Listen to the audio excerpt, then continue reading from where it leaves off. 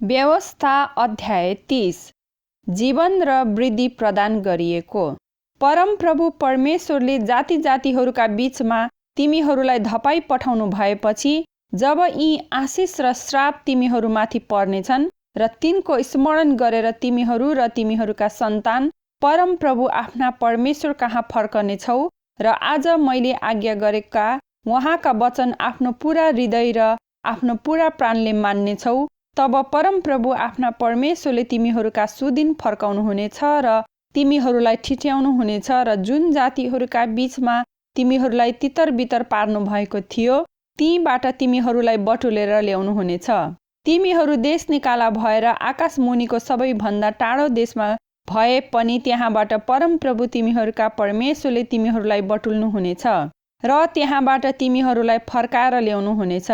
तिमीहरूका पिता पुर्खाले अधिकार गरेको देशमा परमप्रभु आफ्ना परमेश्वरले तिमीहरूलाई ल्याउनु हुनेछ र तिमीहरूले त्यसको अधिकार गर्नेछौ र उहाँले तिमीहरूलाई तिमीहरूका पिता पुर्खा भन्दा उन्नतिशील र असंख्य बनाउनु हुनेछ। परमप्रभु तिमीहरूका परमेश्वरलाई तिमीहरूले आफ्नो सारा हृदय र आफ्नो सारा प्राणले प्रेम गर्नलाई उहाँले तिमीहरूको र तिमीहरूका सन्तानको हृदयको खतना गर्नुहुनेछ र तिमीहरू जिउन सक। परमप्रभु तिमीहरूका परमेश्वरले यी सबै श्रापहरू तिमीहरूलाई हेला गर्ने र खेदो गर्ने तिमीहरूका शत्रुहरूमाथि ल्याउनु हुनेछ। तिमीहरूले फेरि परमप्रभुको वचन मान्नेछौ र आज मैले तिमीहरूलाई दिएका उहाँका सबै आज्ञाहरू पालन गर्नेछौ। तब तिमीहरूका हातमा सबै काममा, सन्तानमा, गाईबस्तुका बाछाबाछीहरूमा र भूमिका अन्नहरूमा आफ्ना परमेश्वरले तिमीहरूलाई अघोर वृद्धि गराउनुहुनेछ। व्यवस्थाको यस पुस्तकमा लेखिएका उहाँका आज्ञा र विधिहरू पालन गर्यौ भने र आफ्नो पुरा हृदयले र आफ्नो पुरा प्राणले परमप्रभु आफ्ना परमेश्वरतिर तिमीहरू फर्क्यौ भने तिमीहरूका पिता पुर्खासँग उहाँ प्रसन्न हुनुभए झैं परमप्रभु तिमीहरूसँग फेरि प्रसन्न हुनुहुनेछ र तिमीहरूलाई वृद्धि गर्नुहुनेछ। आज मैले तिमीहरूलाई दिएको आज्ञा तिमीहरूका निम्ति साह्रै गाह्रो वा टाढो छैन। हाम्रा निम्ति स्वर्गमा उक्लेर कसले त्यो ल्याइदिएर हामीलाई बताइदिने र हामी त्यो पालन गरौँ भनी तिमीहरूले भन्नु पर्दैन, किनभने त्यो स्वर्गमा छैन। कसले सागर पारी गएर हामीलाई त्यो ल्याइदिएर हामीलाई सुनाइदिने र हामी त्यो पालन गरौँ भनी तिमीहरूले भन्नु पर्दैन, किनभने त्यो सागरको पल्लो छेउमा पनि छैन। तर तिमीहरूले पालन गर्नलाई वचन तिमीहरूको नजिकै छ, तिमीहरूकै मुख र तिमीहरूकै हृदयमा छ। हेर, आज मैले तिमीहरूका अघि जीवन र वृद्धि अनि मृत्यु र नाश राखेको छु। परमप्रभु तिमीहरूका परमेश्वरलाई प्रेम गर्न, उहाँका मार्गमा हिँड्न, उहाँका आज्ञा, विधि र नियमहरू पालन गर्न म आज तिमीहरूलाई आदेश दिन्छु। तब मात्र तिमीहरू जिउनेछौ, तिमीहरूको वृद्धि हुनेछ र तिमीहरूले अधिकार गर्न लागेका देशमा परमप्रभु तिमीहरूका परमेश्वरले तिमीहरूलाई आशिष दिनुहुनेछ। तर तिमीहरूका हृदय बरालिएर तिमीहरू अटेरी भयौ र अन्य देवताहरूप्रति आकर्षित भएर तिनीहरूलाई पुज्न र सेवा गर्न लाग्यौ भने तिमीहरू निश्चय नै नष्ट हुनेछौ भनी म आज घोषणा गर्दछु। र यर्दन पारी अधिकार गर्न जान लागेको देशमा तिमीहरू धेरै दिन बाँच्ने छैनौ। आज म स्वर्ग र पृथ्वीलाई तिमीहरूका विरुद्धमा साक्षी राख्दछु कि मैले तिमीहरूका अघि जीवन र मृत्यु, आशिष र श्राप राखेको छु। अब जीवन नै रोज ताकि तिमीहरू र तिमीहरूका बालबच्चाहरू जिउन सक र परमप्रभु तिमीहरूका परमेश्वरलाई प्रेम गर्दै उहाँका आज्ञा मान्दै र उहाँसँगै लीन बन्दै बाँचिरहो। किनकि परमप्रभु नै तिमीहरूको जीवन हुनुहुन्छ र तिमीहरूका पुर्खा अब्राहम, इसाक र याकुबसित उहाँले दिन्छु भनी शपथ खानु भएको देशमा उहाँले तिमीहरूलाई दीर्घायु बनाउनु हुनेछ। व्यवस्था अध्याय 31 मोसाको अन्तिम आदेश। तब मोसाले बाहिर गएर सारा इजरायललाई यी वचनहरू सुनाए। आज म 120 वर्ष पुगे, अब म तिमीहरूलाई नेतृत्व गर्न सक्दिन। त यर्दन पारी जाने छैनस् भनी परमप्रभुले मलाई भन्नुभएको छ। परमप्रभु तिमीहरूका परमेश्वर नै तिमीहरूका अघि पारी जानुहुनेछ। उहाँले तिमीहरूका सामुन्नेबाट यी जातिहरूलाई नष्ट पार्नुहुनेछ र तिमीहरूले उनीहरूको देश ओगट्नेछौ। परमप्रभुले भन्नुभए अनुसार यहोशू पनि तिमीहरूका अघि पारी जानेछन्। एमोरीहरूका राजाहरू सियोन र ओगलाई उनीहरूको देश समेत नाश गर्नुभए झैँ परमप्रभुले उनीहरूलाई पनि नाश गर्नुहुनेछ। परमप्रभुले उनीहरूलाई तिमीहरूको अधीनमा सुम्पिदिनुहुनेछ र मैले तिमीहरूलाई गरेका सबै आदेश अनुसार तिमीहरूले यिनीहरूसित गर। बलिया र साहसी हौ, यिनीहरूसित नडराऊ र त्रसित नहौ, किनभने परमप्रभु तिमीहरूका परमेश्वर नै तिमीहरूसँग जानुहुन्छ। उहाँले तिमीहरूलाई कहिल्यै छोड्नुहुने छैन, न त त्याग्नुहुनेछ। तब मोसाले यहोशूलाई बोलाएर सारा इजरायलीहरूका सामुन्ने तिनलाई भने, बलिया र साहसी हौ, किनकि परमप्रभुले तिमीहरूका पिता पुर्खासित दिन्छु भनी शपथ खानुभएको देशमा यी मानिसहरूसँग तिमी नै जानेछौ र त्यो तिनीहरूलाई तिनीहरूका अंशको निम्ति तिमीले बाँडिदिनुपर्छ। परमप्रभु आफै तिम्रो अघि जानुहुन्छ र तिमीसित हुनुहुनेछ। उहाँले तिमीलाई कहिल्यै छोड्नुहुने छैन, न त त्याग्नुहुनेछ। नडराऊ, निरुत्साह नहौ। मोसाले पुजारीहरूलाई व्यवस्था सुम्पेका। अनि मोसाले व्यवस्था लेखेर परमप्रभुका करारको सन्दुक बोक्ने लेवी वंशका पुजारीहरू र इजरायलका सबै धर्मगुरुहरूलाई दिए।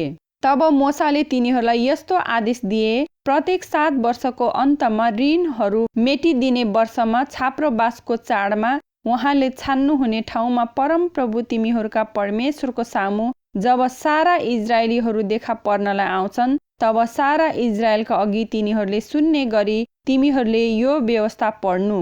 पुरुष र स्त्री, बालक र तिमीहरूका सहरभित्र भएका परदेशीहरू सबैलाई भेला गर र तिनीहरूले सुनेर परमप्रभु तिमीहरूका परमेश्वरको भय मान्न र यस व्यवस्थाका सबै वचन होशियारी साथ पालन गर्न सिकुन्।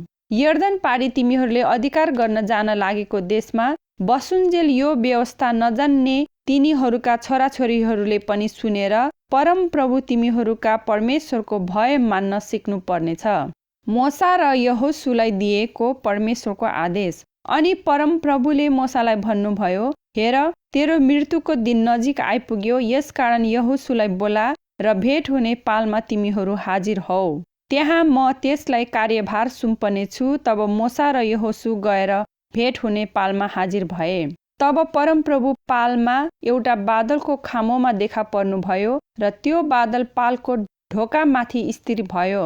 अनि परमप्रभुले मोसालाई भन्नुभयो, तेरा पिता पुर्खाहरू जस्तै त मर्न लागेका छस्, त मरेपछि तिनीहरू प्रवेश गर्ने देशमा पुगेर यी मानिसहरूले चाँडै विदेशी देवताहरूसँग लागि आत्मिक व्यभिचार झैँ गर्नेछन्। मलाई त्यागेर मैले तिनीहरूसँग बाँधेको मेरो करार तिनीहरूले तोड्नेछन्।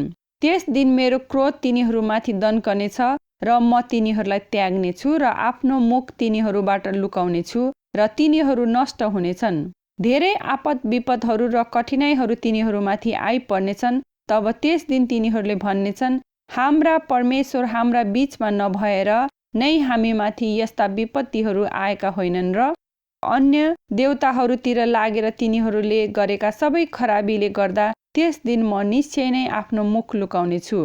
यसकारण अब तिमीहरूले आफ्नै लागि यो भजन लेखेर इजरायलीहरूलाई सिकाऊ र तिनीहरूलाई गाउन लगाओ।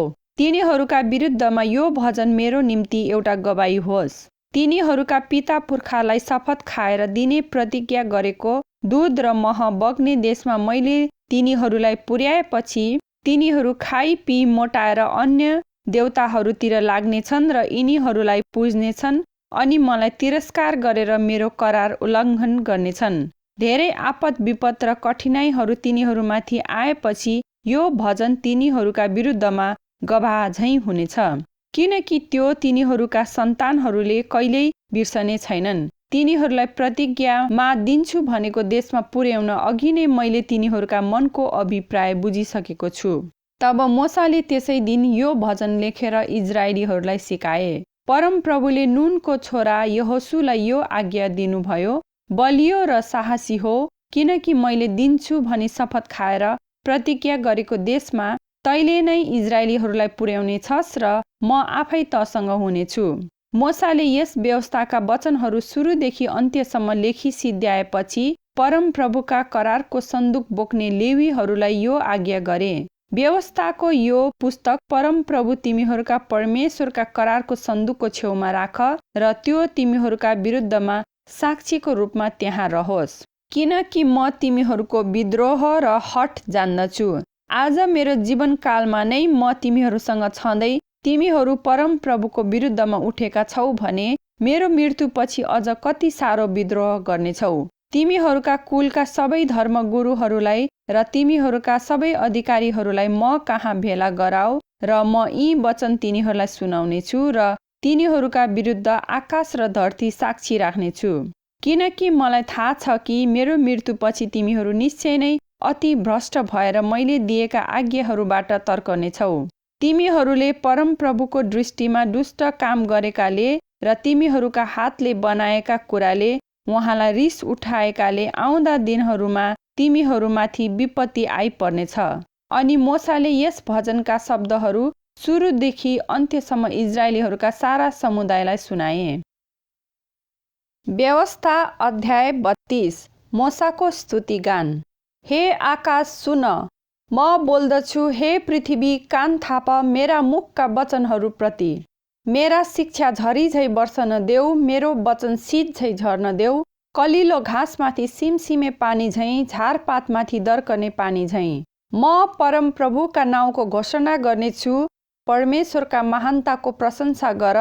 उहाँ नै चट्टान हुनुहुन्छ, उहाँका काम सिद्ध छन् र उहाँका सबै चाल न्यायोचित छन्। एउटा विश्वासयोग्य परमेश्वर जसले भुल गर्नुहुन्न, न्यायी र सत्य उहाँ हुनुहुन्छ। तिनीहरूले उहाँसँग भ्रष्ट व्यवहार गरे, लाज मर्दो कुरो, तिनीहरू अबदेखि उहाँका सन्तान होइनन्।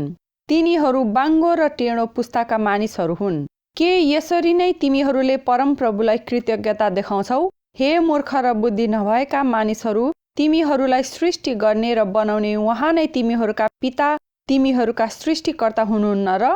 उहिलेका दिनको स्मरण गर, युग युग अघिका पुस्ताका बारेमा सोच। तिमीहरूका बुबालाई सोध र तिनले तिमीहरूलाई बताउनेछन्। तिमीहरूका बुढापाकालाई सोध र तिनीहरूले तिमीहरूलाई बताउनेछन्। जब सर्वोच्चले जाति जातिहरूलाई उनीहरूका अंश दिनुभयो, जब उहाँले सबै मानिस जातिलाई विभाजन गर्नुभयो, तब उहाँले इजरायलीहरूका सन्तानको सङ्ख्या अनुसार जाति जातिका सिमाना ठडाइदिनु भयो। परमप्रभुको निज हिस्सा उहाँका मानिसहरू हुन्, याकुब उहाँका अंशको भाग हुन्। उहाँले तिनलाई निर्जन स्थानमा भेटाउनु भयो, गर्जने आवाजले भरिएको उजाड ठाउँमा। उहाँले तिनलाई जोगाउनु भयो र तिनको वास्ता गर्नुभयो। उहाँले तिनलाई आफ्नो आँखाको नानी झैँ रक्षा गर्नुभयो। गुडलाई हल्लाएर आफ्ना बचेराहरूमाथि हावामा उडिरहने, पखेटा फैलाई बचेराहरूलाई थाम्ने र आफ्ना प्वाखमाथि ती बोक्ने गरुडले झैँ। परमप्रभु एक्लैले तिनलाई अगुवाई गर्नुभयो। उहाँसँग विदेशी देवता थिएन। उहाँले तिनलाई पृथ्वीका अल्गा ठाउँहरूमाथि सवार गराउनुभयो अनि तिनलाई खेतको उब्जनी खुवाउनुभयो। उहाँले तिनलाई पहराको मह र दर्शन ढुङ्गाको भिरबाट तेल खुवाउनुभयो।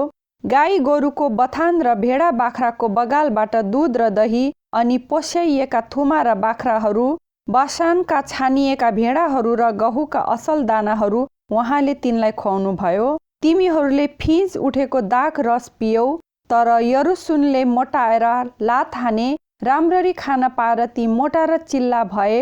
तब तिनले आफूलाई सृष्टि गर्नुहुने परमेश्वरलाई त्यागे र आफ्ना उद्धारकर्ता चट्टानलाई तुच्छ ठाने।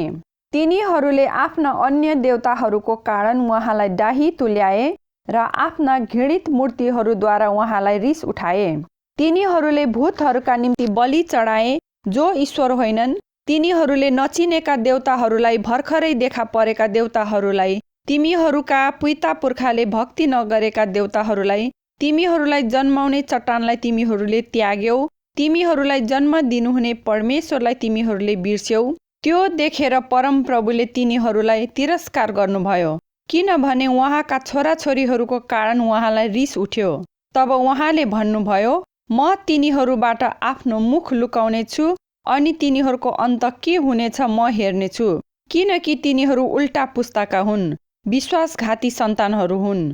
जो ईश्वर होइन त्यसको कारण तिनीहरूले मलाई डाही तुल्याए तिनीहरूका व्यर्थका मूर्तिहरूद्वारा तिनीहरूले मलाई रिस उठाए।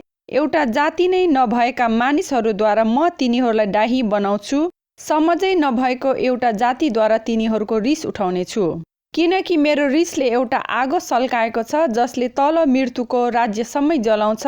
त्यसले पृथ्वी र त्यसको उब्जनीलाई भस्म पार्नेछ र पहाडहरूका जगमा आगो लाउनेछ। म तिनीहरूमाथि विपत्ति ल्याउनेछु र आफ्ना काँड तिनीहरूमाथि चलाउनेछु। म तिनीहरूका विरुद्धमा नाश गर्ने अनिकाल पठाउनेछु, क्षय गर्ने महामारी र भयङ्कर रूढी। तिनीहरूका विरुद्ध जङ्गली जनावरका दारा पठाउनेछु र भुइँमा घस्रने विषालु सर्पहरू। गल्ली गल्लीमा तरवारले तिनीहरूलाई निसन्तान बनाउनेछ। तिनीहरूका घर घरमा आतङ्कले राज्य गर्नेछ। युवक युवतीहरू दुवै नष्ट हुनेछन्, दुधे बालक र केश फुलेका बुढापाका पनि। मैले भने, म तिनीहरूलाई टाढा टाढासम्म तितर बितर पार्नेछु र मानव जातिको बीचबाट तिनीहरूको सम्झना मेटिदिनेछु। तर मलाई शत्रुको खिसी मन परेन। कहीँ विरोधीले गल्ती सम्झेर भन्ला, हाम्रो हातले विजय पायो। परमप्रभुले यो सब गर्नु भएको होइन। तिनीहरू समझ नभएको जाति हुन् र तिनीहरूमा केही अन्तर्दृष्टि नै छैन। तिनीहरू बुद्धिमान भएर यो कुरो बुझ्न सक्ने भएको भए र तिनीहरूको अन्त के हुन्छ सो देखेको भए, तिनीहरूको चट्टानले तिनीहरूलाई बेची नसकेको भए, परमप्रभुले तिनीहरूलाई त्यागी नसक्नु भएको भए, कसरी एकजनाले 1000लाई खेद्न सक्थ्यो वा 2 जनाले 10,000लाई? किनकि उनीहरूको चट्टान हाम्रो चट्टान जस्तो होइन। हाम्रा शत्रुहरू आफैले पनि यो स्वीकार गर्दछन्। उनीहरूको लहरा सदोमको लहराबाट र गमोराको बारीहरूबाट आएको हो। उनीहरूका दाख विषले भरिएका छन् र उनीहरूका दागका झुप्पाहरू तितोपनले। उनीहरूको दाग मध्य सर्पहरूको विष, गमनको कडा विष हो। के यो मैले साँचेर राखेको छैन र मेरा भण्डारमा छाप मारेर राखेको छैन? बदला लिने काम मेरो हो, म नै बदला लिनेछु। ठिक समयमा उनीहरूको खुट्टा चिप्लनेछ। उनीहरूको पतनको दिन नजिक आएको छ। उनीहरूको सर्वनाश उनीहरूमाथि आइपर्दैछ। जब तिनीहरूको बल घटेको र बधुवा वा फुक्का केही नरहेको उहाँले देख्नुहुन्छ, तब परमप्रभुले आफ्ना मानिसहरूको इन्साफ गर्नुहुनेछ र आफ्ना सेवकहरूलाई ठिठ्याउनुहुनेछ।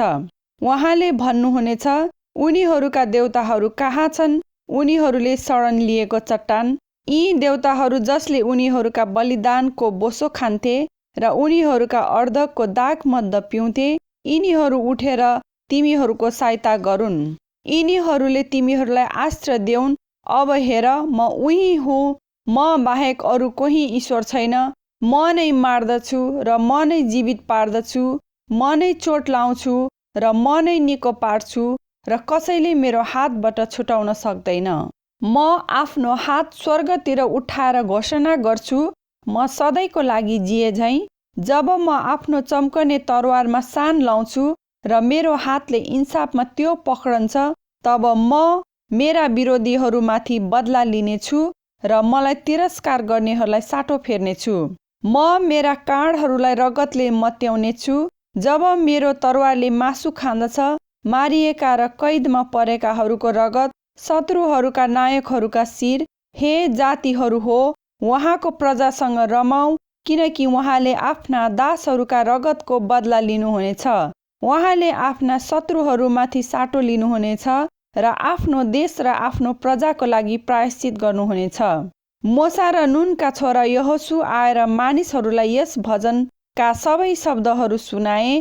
जब मोसाले सारा इजरायलीहरूलाई यी सबै वचनहरू भनी सिध्याए, तब तिनले तिनीहरूलाई भने, आज मैले तिमीहरूलाई गम्भीरतापूर्वक दिएका सबै वचनहरू आफ्नो मनमा राख, ताकि आफ्ना छोराछोरीहरूलाई पनि यस व्यवस्थाका सबै वचनहरू होसियारी साथ पालन गर्ने आज्ञा दिन सक।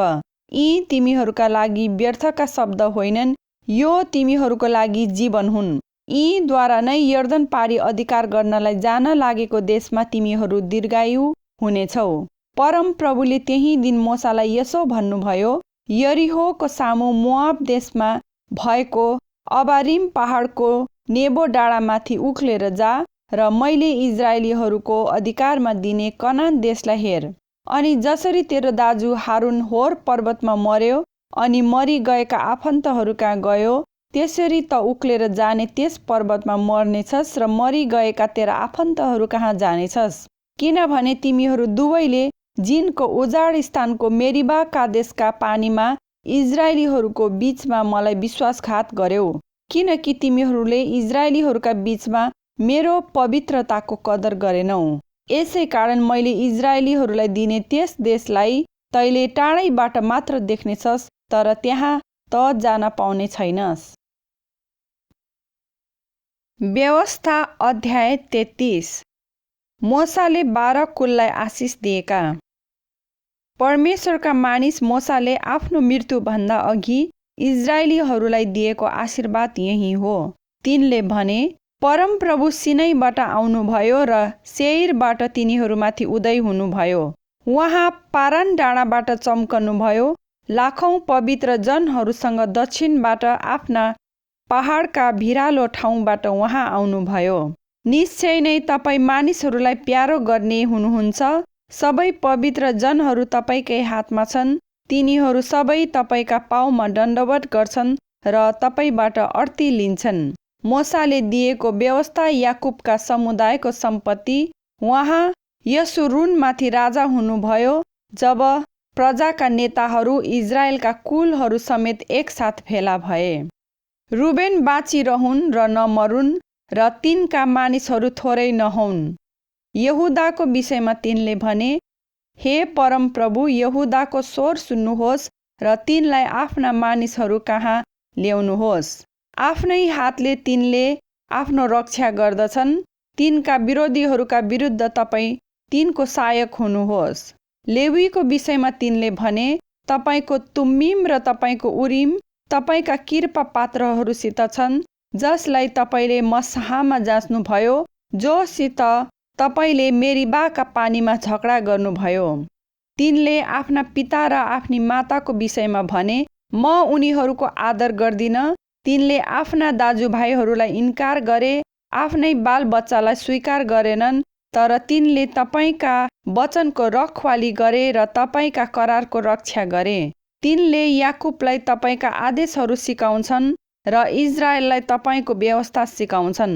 तिनले तपाईँको सामु धूप चढाउँछन् र सम्पूर्ण होम बलि तपाईँको वेदीमाथि चढाउँछन्। हे परमप्रभु, तिनका सबै दक्षतामा आशिष दिनुहोस् र तिनका हातका काम ग्रहण गर्नुहोस्। तिनको विरुद्धमा उठ्ने सबैको कम्मरमा हिर्काउनुहोस्। फेरि उठ्न नसक्ने गरी तिनका शत्रुहरूलाई प्रहार गर्नुहोस्।